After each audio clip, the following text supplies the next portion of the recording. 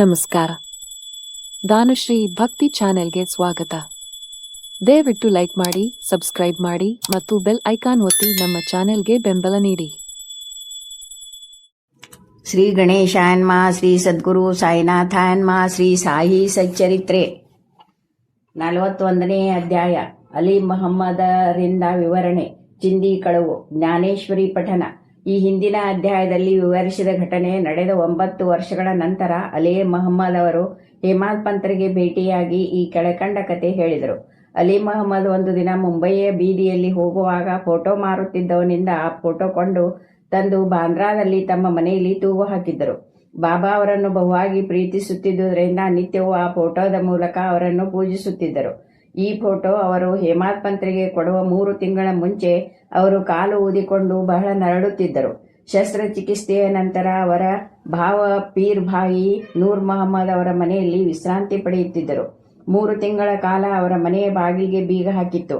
ಯಾರೂ ವಾಸವಿರಲಿಲ್ಲ. ಆ ಮನೆಯಲ್ಲಿ ಬಾಬಾ ಅಬ್ದುಲ್ ಹರಿಮಾನ, ಮೌಲಾನಾ ಸಾಬ್ ಮಹಮ್ಮದ್ ಹುಸೇನ್, ಸಾಯಿಬಾಬಾ ಮತ್ತು ತಾಜುದ್ದೀನ್ ಬಾಬಾ ಅಲ್ಲದೆ ಇತರೆ ಕೆಲವು ಸಂತರ ಫೋಟೋಗಳಿದ್ದವು. ಕಾಲಚಕ್ರದ ಸುಳಿ ಇವುಗಳನ್ನು ಸಹ ಬಿಡಲಿಲ್ಲ. ಆದರೆ ಬಾಬಾ ಅವರ ಫೋಟೋ ಹೇಗೆ ಪಾರಾಯಿತು ಎಂಬುದನ್ನು ಇಲ್ಲಿಯ ತನಕ ಯಾರೂ ವಿವರಿಸಲಿಲ್ಲ. ಅದು ಅವರ ಅಂತರ್ಯಾಮಿತ್ವ ಮತ್ತು ಸರ್ವಜ್ಞತ್ವವನ್ನು ಸೂಚಿಸುತ್ತದೆ. ಅವರು ಮಹಮ್ಮದ್ ಹುಸೇನ್ ಥಾರಿಯಾ ಎಂಬುವರಿಂದ ಅಬ್ದುಲ್ ರೈಮಾನ್ ಅವರ ಫೋಟೋ ಪಡೆದಿದ್ದರು. ಅದನ್ನು ಅವರ ಭಾವನವರಿಗೆ ಕೊಟ್ಟರು. ನೂರ್ ಮಹಮ್ಮದ್ ಪೀರ್ ಬಾಯಿಯವರು ಅದನ್ನು ತಮ್ಮ ಮೇಜಿನ ಒಳಗೆ 8 ವರ್ಷಗಳ ಕಾಲ ಇಟ್ಟಿದ್ದರು. ಒಂದು ಸಾರಿ ಅವರು ಅದನ್ನು ನೋಡಿ ಛಾಯಾಗ್ರಾಹಕರಲ್ಲಿ ತೆಗೆದುಕೊಂಡು ಹೋಗಿ ಅದರ 100 ಪ್ರತಿಗಳನ್ನು ಮಾಡಿಸಿ ತಮ್ಮ ಬಂಧು ಬಳಗದವರೆಲ್ಲರಿಗೂ ಹಂಚಿದರು. ನೂರ್ ಮಹಮ್ಮದ್ ಸಂತ್ ಅಬ್ದುಲ್ ರೆಹಮಾನ್ ಅವರ ಶಿಷ್ಯರಾಗಿದ್ದರು.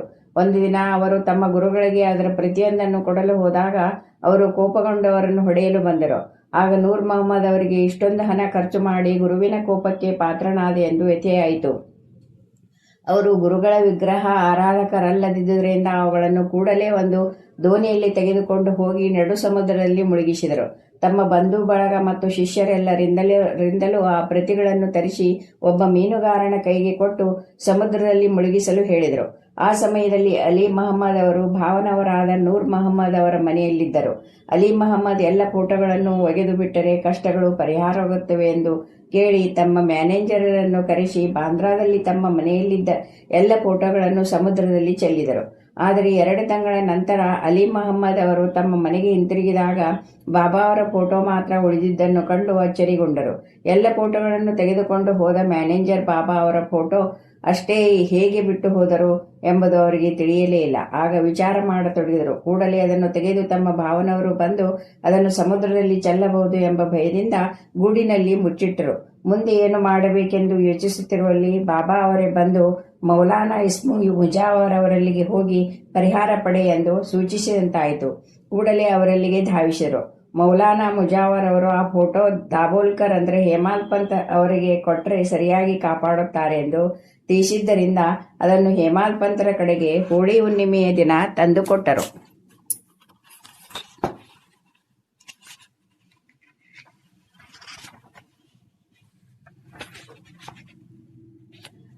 ಈ ಕೆಳಕಂಡ ಕಥೆಯು ಆಧ್ಯಾತ್ಮಿಕ ವಿಚಾರಗಳಲ್ಲಿ ಆಸಕ್ತರಾಗಿದ್ದ ಭಕ್ತರನ್ನು ಬಾಬಾ ಹೇಗೆ ಕಾಣುತ್ತಿದ್ದರು ಮತ್ತು ಅವರ ಕಷ್ಟಗಳನ್ನು ಹೇಗೆ ನಿವಾರಿಸುತ್ತಿದ್ದರು ಎಂಬುದನ್ನು ತಿಳಿಸುತ್ತದೆ. ಚಿಂದಿ ಕಳವು. ಜ್ಞಾನೇಶ್ವರಿ ಪಠಣ. ಒಂದು ಸಾರಿ ಡಹಾವನಲ್ಲಿ ಮಾಮ್ಲೇದಾರರಾದ ಬಾಳಾ ಸಾಹೇಬ್ ದೇವ್ ಅವರಿಗೆ ಇತರ ಧಾರ್ಮಿಕ ಗ್ರಂಥಗಳ ಜೊತೆಗೆ ಜ್ಞಾನೇಶ್ವರಿಯನ್ನು ಪಠಿಸಬೇಕೆಂದು ಎನಿಸಿತು. ಅವರಿಗೆ ಪ್ರತಿದಿನವೂ ಭಗವದ್ಗೀತೆಯ ಒಂದು ಭಾಗವನ್ನು ಮತ್ತು ಇತರ ಗ್ರಂಥಗಳ ಕೆಲವು ಭಾಗವನ್ನು ಓದಲು ಸಾಧ್ಯವಾಗಿತ್ತು. ಆದರೆ ಜ್ಞಾನೇಶ್ವರಿಯನ್ನು ಮುಟ್ಟಿದರೆ ಅನೇಕ ತೊಂದರೆಗಳು ಬಂದು ಅದನ್ನು ಓದಲಾಗುತ್ತಲೇ ಇರಲಿಲ್ಲ.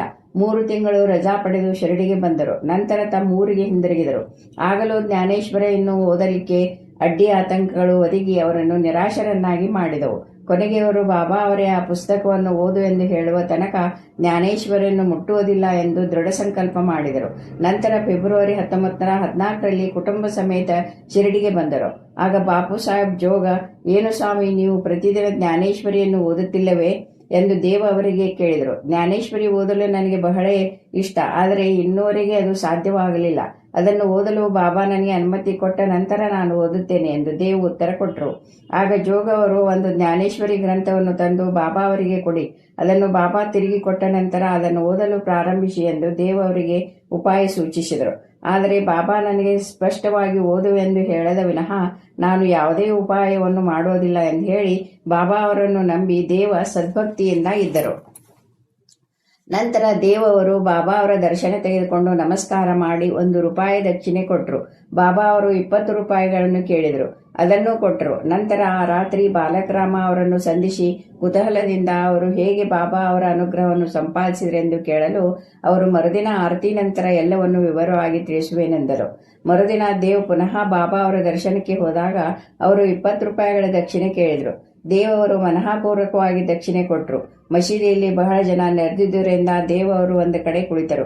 ಬಾಬಾ ಅವರು ಅವರನ್ನು ಹತ್ತಿರ ಕರೆದು ಶಾಂತರಾಗಿ ಸುಮ್ಮನೆ ಕುಳಿತಿರಲು ಹೇಳಿದರು. ಅದರಂತೆ ದೇವರು ನಡೆದುಕೊಂಡರು. ಆರತಿಯಾದ ನಂತರ ಎಲ್ಲರೂ ಹೊರಟರು. ನಂತರ ದೇವರು ಪುನಃ ಬಾಲಕರಾಮ್ ಅವರನ್ನು ಸಂಧಿಸಿ ಪುನಃ ವಿಚಾರ ಮಾಡಿದರು. ಬಾಲಕರಾಮ್ ಉತ್ತರ ಕೊಡಲು ಶುರು ಮಾಡುವಷ್ಟರಲ್ಲಿ ಬಾಬಾ ಅವರು ಸೇವಕ್ ಚಂದ್ರನನ್ನು ಕಳಿಸಿ ದೇವರನ್ನು ಬರಮಾಡಿಕೊಂಡರು. ಆಗ ಬಾಬಾ ಅವರು ಯಾವ ವಿಚಾರ ಚರ್ಚಿಸುತ್ತಿದ್ದಿ ಎಂದು ಕೇಳಲು ಬಾಲಕರಾಮನೊಡನೆ ಮಾತಾಡುತ್ತಿದ್ದು ತಮ್ಮ ಕೀರ್ತಿಯನ್ನು ಕೇಳುತ್ತಿದ್ದೆ ಎಂದರು. ಬಾಬಾ ಅವರು ಪುನಃ 25 ರೂಪಾಯಿ ದಕ್ಷಿಣೆ ಕೇಳಿದರು. ಅದನ್ನು ದೇವ ಕೊಟ್ಟರು. ನಂತರ ಬಾಬಾ ದೇವ್ ಅವರನ್ನು ಒಳಗೆ ಕರೆದುಕೊಂಡು ಹೋಗಿ ನನ್ನ ಚಿಂದಿಯನ್ನು ನನಗೆ ಗೊತ್ತಿಲ್ಲದಂತೆ ಕಳುವು ಮಾಡಿರುವೆಯಾ ಎಂದು ಆರೋಪಿಸಿದರು. ದೇವ ತಾವು ಕಳುವು ಮಾಡಿಲ್ಲ ಎಂದರು. ಬಾಬಾ ಅವರು ಮತ್ತೊಮ್ಮೆ ಹುಡುಕುವಂತೆ ಹೇಳಿದರು. ಅವರು ಪುನಃ ಹುಡುಕಿದರು, ಸಿಗಲಿಲ್ಲ. ಆಗ ಬಾಬಾ ಅವರು ಕೋಪಗೊಂಡು, ಇಲ್ಲಿ ಯಾರೂ ಇಲ್ಲ, ನೀನೇ ಕಳ್ಳ. ಇಷ್ಟೊಂದು ವಯಸ್ಸಾಗಿದೆ, ತಲೆ ಕೂದಲೆಲ್ಲ ಬೆಳ್ಳಗಾಗಿವೆ, ಕದಿಯಲೋಸಗ ಇಲ್ಲಿಗೆ ಬಂದೆಯಾ ಎಂದರು. ಇದಾದ ನಂತರ ಬಾಬಾ ಕೋಪದಿಂದ ತೆಗಳಲಾರಂಭಿಸಿದರು. ಸುಮಾರು 1 ಗಂಟೆಯ ನಂತರ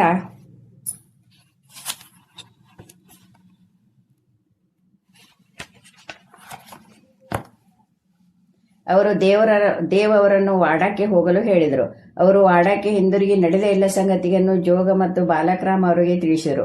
ಮಧ್ಯಾಹ್ನ ಬಾಬಾ ಅವರು ಎಲ್ಲರನ್ನು ಬರಮಾಡಿಕೊಂಡು, ನನ್ನ ಮಾತುಗಳು ಆ ಮುದುಕನಿಗೆ ನೋವನ್ನುಂಟು ಮಾಡಿರಬಹುದು, ಅವನೇ ಕಳ್ಳನಾದ್ದರಿಂದ ಎದುರಾಗಿ 1 ಮಾತನ್ನು ಸಹ ಆಡಲಿಲ್ಲ ಎಂದರು.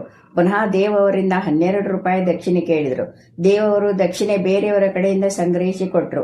ನಮಸ್ಕಾರ ಮಾಡಿ ಅವರು ಮುಂದೆ ಕುಳಿತರು. ಆಗ ಅವರು, ನೀನು ಈಗ ಏನು ಮಾಡುತ್ತಿದ್ದಿ ಎಂದು ಕೇಳಲು ದೇವರು ಏನೂ ಇಲ್ಲ ಎಂದು ಉತ್ತರವಿತ್ತರು. ಆಗ ಬಾಬಾ ಅವರು ವಾಡಾದಲ್ಲಿ ಕುಳಿತು, ಇಂದಿನಿಂದ ಪ್ರತಿದಿನವೂ ಜ್ಞಾನೇಶ್ವರಿಯನ್ನು ಪಠಿಸುವಾಗ ಭಕ್ತಿ ಮತ್ತು ಶ್ರದ್ಧೆಯಿಂದ ಅದರ ಅರ್ಥವನ್ನು ಬೇರೆಯವರಿಗೆ ಹೇಳು. ನಾನು ಇಲ್ಲಿ ಕುಳಿತು ನಿನಗೆ ಜರತಾರಿ ಶಲ್ಯ ಬಹುಮಾನ ಕೊಡಬೇಕೆಂದಿರುವಾಗ ನೀನು ಇತರರ ಬಟ್ಟೆಯನ್ನೇಕೆ ಕದಿಯಬೇಕು? ಈ ಚೋರತನವೇಕೆ ಎಂದರು. ಇದನ್ನು ಕೇಳಿದ ದೇವ ಪರಮಾನಂದದಿಂದ ಬಾಬಾ ಅವರಿಗೆ ಸಾಷ್ಟಾಂಗ ನಮಸ್ಕಾರ ಮಾಡಿ ನನ್ನನ್ನು ನಿಮ್ಮ ಮಗನೆಂದು ಭಾವಿಸಿ ಜ್ಞಾನೇಶ್ವರಿ ಪಠಣದಲ್ಲಿ ನೆರವಾಗಬೇಕು ಎಂದು ಬೇಡಿದರು. ಆಗ ಅವರಿಗೆ ಬಾಬಾ ಅವರು ಹೇಳಿದ ಚಿಂದಿ ಕಳ್ಳತನ ಎಂಬುದರ ಅರ್ಥವಾಯಿತು. ಬಾಲಕರಾಮ ಅವರಲ್ಲಿ ದೇವ ವಿಚಾರಿಸುವುದೇ ಚಿಂದಿ ಕಳವು. ಬಾಬಾ ಅವರಿಗೆ ಈ ನಡತೆ ಹಿಡಿಸಲಿಲ್ಲ. ಅವರ ಎಲ್ಲ ಪ್ರಶ್ನೆಗಳಿಗೂ ಉತ್ತರ ಕೊಡಲು ಸಿದ್ಧರಿರುವಾಗ ಬೇರೊಬ್ಬರಲ್ಲಿ ವಿಚಾರಿಸುವುದು ಅನಾವಶ್ಯಕ. ಆದ್ದರಿಂದಲೇ ಅವರು ಕೋಪಗೊಂಡುದು. ದೇವ ಅವರು ಬಾಬಾ ಅವರ ಕೋಪ ಮತ್ತು ತೆಗಳಿಕೆಗೆ ಅವರಿಂದ ಕೊಡಲ್ಪಟ್ಟ ಆಶೀರ್ವಾದವೆಂದು ಭಾವಿಸಿದರು. ಈ ಸಂಗತಿ ಇಲ್ಲಿಗೆ ಮುಗಿಯಲಿಲ್ಲ. ಬಾಬಾ ಅವರು ಓದಲು ಆಜ್ಞಾಪಿಸಿ ಸುಮ್ಮನಾಗಲಿಲ್ಲ. 1 ವರ್ಷದೊಳಗೆ ದೇವ ಅವರಲ್ಲಿಗೆ ಹೋಗಿ ಅದರ ಪ್ರಗತಿಯ ಬಗ್ಗೆ ವಿಚಾರಿಸಿದರು. 1914 ಏಪ್ರಿಲ್ 2ನೇ ದಿನ ಗುರುವಾರ ಬೆಳಗಿನ ಜಾವದಲ್ಲಿ ಕನಸಿನಲ್ಲಿ ದರ್ಶನವಿತ್ತು. ಪೋಥಿ ಅಂದರೆ ಜ್ಞಾನೇಶ್ವರ ಅರ್ಥವಾಯಿತೆ ಎಂದು ಕೇಳಿದರು. ದೇವರು ಇಲ್ಲ ಎಂದರು. ಆಗ ಅವರು, ಹಾಗಾದರೆ ಎಂದು ಅರ್ಥ ಮಾಡಿಕೊಳ್ಳುವೆ ಎಂದು ಕೇಳಿದರು. ದೇವರು ಅಳುತ್ತಾ, ನಿಮ್ಮ ಅನುಗ್ರಹವಿಲ್ಲದೆ ಯಾವುದೂ ಸಾಧ್ಯವಾಗುವುದಿಲ್ಲ, ಇದು ಸತ್ಯ ಎಂದರು. ಆಗ ಬಾಬಾ ಅವರು, ನೀನು ಓದುವಾಗ ಬಹಳ ಅವಸರದಿಂದ ಓದುತ್ತಿ, ಈಗ ನನ್ನ ಸಮ್ಮುಖದಲ್ಲಿ ಓದು ಎನ್ನಲು ದೇವ ಯಾವುದನ್ನು ಓದಲಿ ಎಂದು ಕೇಳಿದರು. ಬಾಬಾ ಅವರು, ಅಧ್ಯಾತ್ಮವನ್ನು ಓದು ಎಂದರು. ದೇವ ಪುಸ್ತಕ ತರಲು ಹೊರಟರು. ಅಷ್ಟರಲ್ಲಿ ಎಚ್ಚರವಾಯಿತು. ಇದರಿಂದ ದೇವರಿಗೆ ಆದ ಸಂತೋಷವನ್ನು ವಾಚಕರೇ ಊಹಿಸಬಹುದು. ಶ್ರೀ ಸಾಯಿ ಪ್ರಣಾಮ.